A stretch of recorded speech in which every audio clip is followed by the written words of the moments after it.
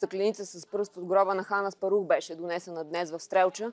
Реликвата пристигна чак от Украйна, където преди по-малко от век в град Запорожие беше открит гроба на основателя на българската държава. Пръстта беше вградена в паметника на великия владетел, който се издига в центъра на град Стрелча.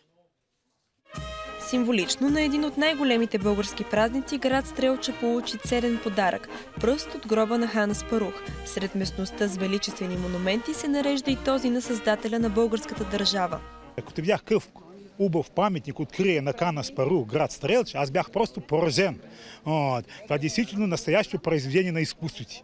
И аз си реках, при своя живот обязателно трябва да дойда тук и да се поклона на той светий паметник. Таврийски българи от Украйна донесоха стъкленицата със свещена пръст. Тя беше вградена в основата на паметника на великия владетел.